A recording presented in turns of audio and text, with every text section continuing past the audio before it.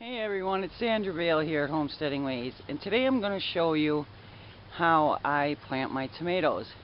This year I'm planting them in tubs. I did it a few years back and it turned out pretty well. Each one of these tubs is about 55 gallons, and we've added quite a bit of compost to them, and then it's just your plain black dirt topsoil. Okay, so the first thing you're going to do is dig your hole.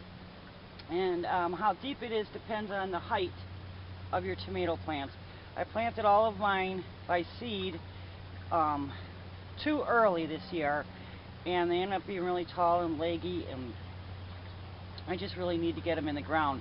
But you can plant your tomatoes really deep. You can plant them up to here. You know, you want this top piece out, but if you do have some good side leaves like this, kind of higher up, you can leave those out. When you plant them deep, this bottom part here will shoot off all kinds of roots and make it a really healthy, sturdy plant. But first we're going to do something else. First I'm going to add a couple tablespoons of crushed eggshell.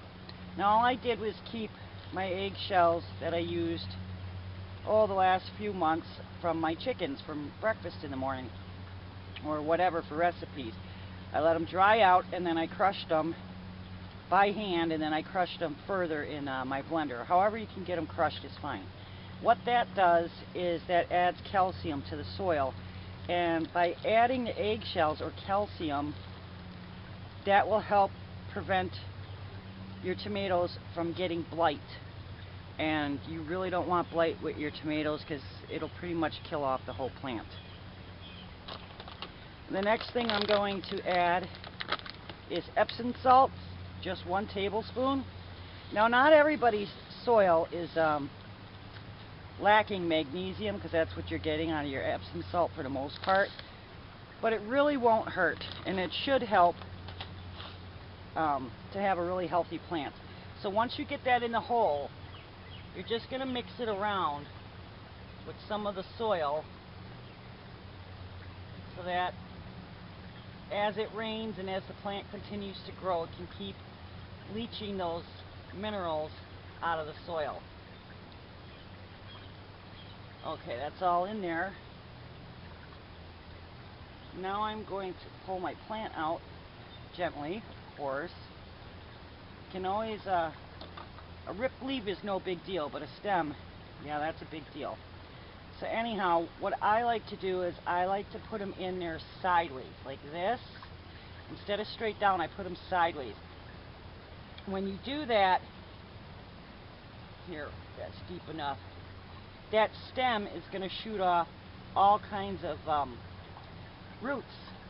And then by putting it sideways, how I am, it's going to have roots all over, and as the plant grows taller and taller, the roots will help act as an anchoring system.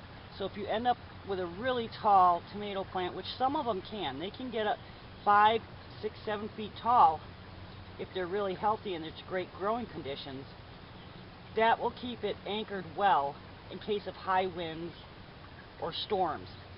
So then you just fill it in, you pat it in real well, then you water it in.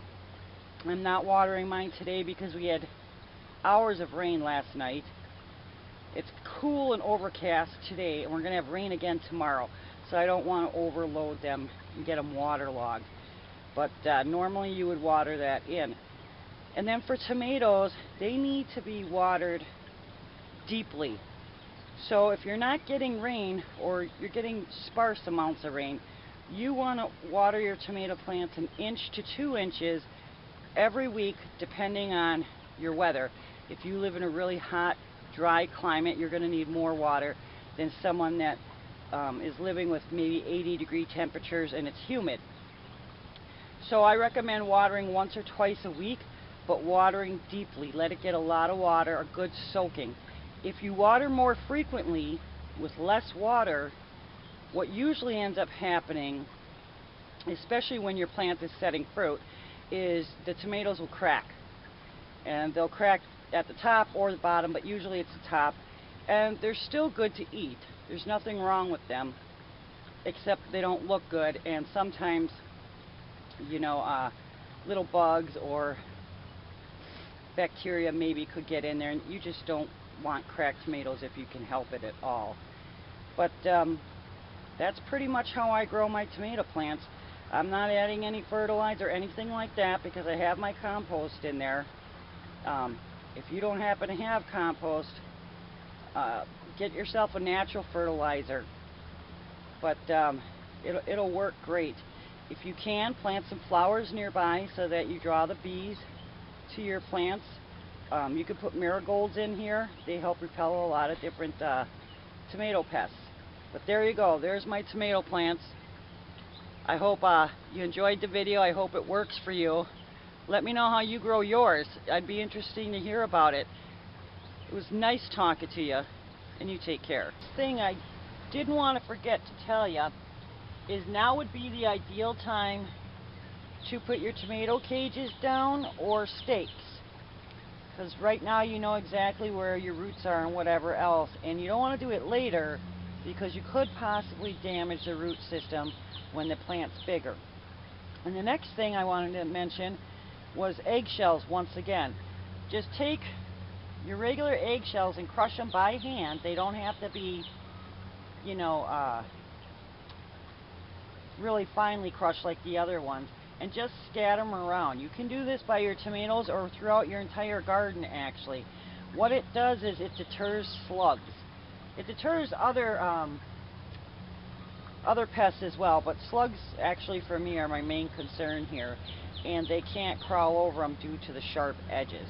So I thought I'd just give you that little extra tip right there.